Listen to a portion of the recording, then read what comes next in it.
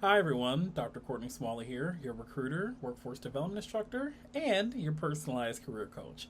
So, in today's conversation, we're going to spend a lot of time discussing ghosting, why that happens to you as candidates, and ultimately why companies and organizations decide to ghost individuals throughout the recruiting process. I never enjoy ghosting individuals. It's something that does happen. But through this video, I'm going to explain to you why it occurs and how you can look out for the signs in the event this does come up in your next career opportunity. Let's get started.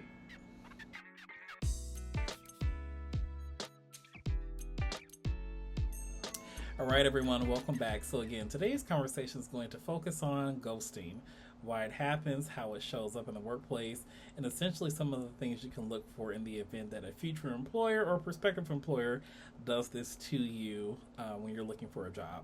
So, I think it's important for us to ground ourselves in how we actually define what ghosting is.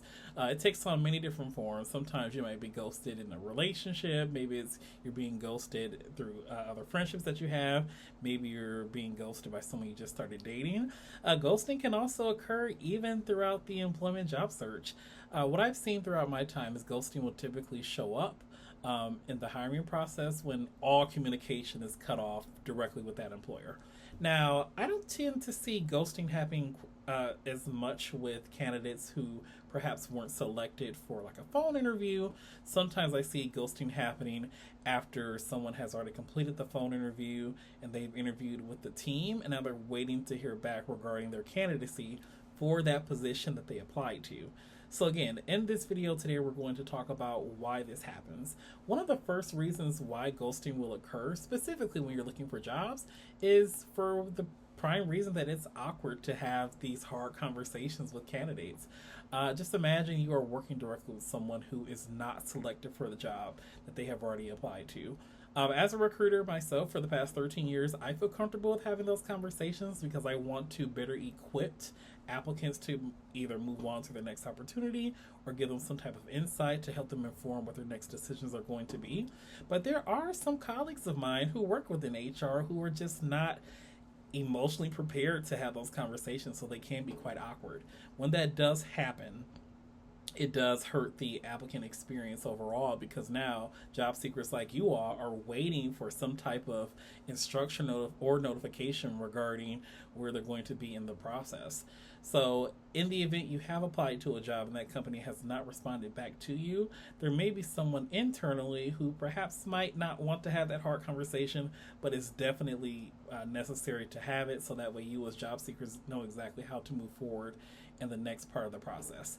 The second reason why ghosting might happen to you when you are applying or looking for a job is simply because a decision has not been made. Now, this has happened to me quite a bit when in the past, I've hired individuals for a plethora of positions.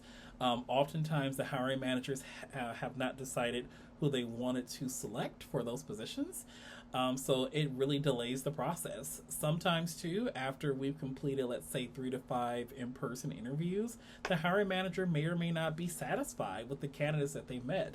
So they'll come back to me and say, well, Dr. Smalley, we've done the interviews, I've met the candidates, but I want new folks. I want you to start the process over again. So when that occurs, I don't want to go back to those candidates who have already completed that first interview and share or say, hey, the hiring manager was not impressed by you. They want to start the entire process over. Oftentimes when that occurs, I've been in the position as a recruiter where I will go back, go through the applications again, set up more phone screens, more phone interviews, more in-person first round interviews, and then based off if that hiring manager likes that new set of folks, we will then entertain a new candidate from that new group, or he or she will go back to that original first group and choose a candidate based off that. Or the hiring manager could just decide altogether, let's just, start from scratch and just never tell people what's going on with the hiring process or if they're going to hire anyone from that latest pool of applicants. So I would say oftentimes you might be ghosted because the hiring manager or really the hiring team hasn't truly decided who they're looking for, or perhaps the candidates that interviewed for the position are not a strong match for what they originally had hopes for when they created or crafted that job description.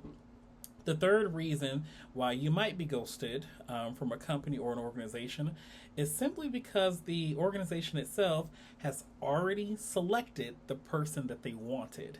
However, if you are, I would say, extending an offer of employment to someone, typically they have to go through some level of a background check, and that might take an additional 2 to 3 weeks. So if you have not heard back specifically from that employer, if you have had a first or second round interview, they don't want to necessarily go back to you and say, hey, you weren't our first choice. We're putting someone through background. And if they fail, then we'll come back to you, because no candidate wants to hear that, right? Every candidate wants to know that they were the person that they selected for the job. But it's hard for us to tell because there may be something in their background that prevents them from being hired. And if that's the case, then they want to go with their runner-up candidate.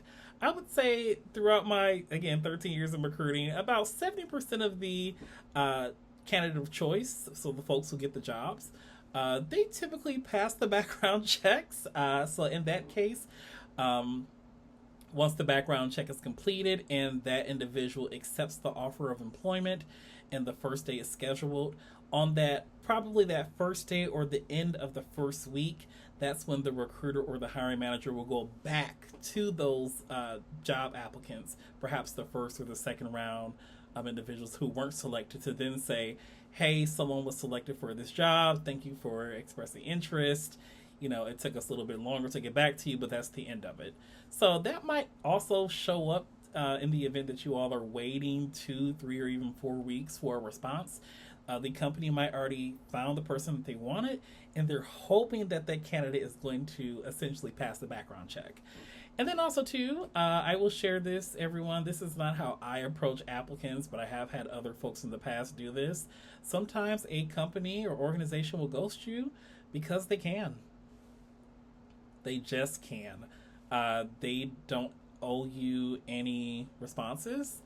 There's no risk by not telling you where you are in the process. And it's really up to you as a job seeker to determine if you want to work for a company that does not prioritize those type of communications. I've worked for organizations that felt comfortable with ghosting. And there's been times where I've gone behind my employer to call those candidates and say, hey, I don't think the hiring manager is going to go this direction. I'm just letting you know now. You'll get an official communication within a week or a month, 2 weeks, what have you. So again, as a job seeker, you really have the choice to decide where you want to work. And even though an offer of employment may be extended to you, you don't have to accept it. And sometimes that's what happens with some of those employers who are looking for someone else as they're waiting for other individuals to come out of the background process. But the applicant experience, how I try to define it, is the experience that the applicant has with that organization from the moment they submit their application all the way through perhaps their first 90 days on the job. There are a lot of companies that do a really great job at crafting a very positive, engaging applicant experience. But there's also some companies that don't prioritize that.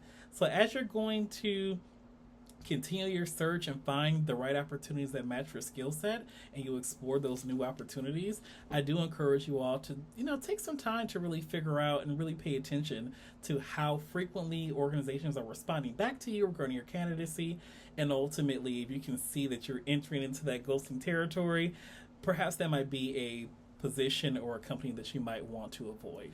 All right, everyone. So that completes our full conversation today on ghosting. Why it happens, how it shows up, and ultimately some of the factors that might lead up to why this disrupts the communication flow between you and the company that you're applying to.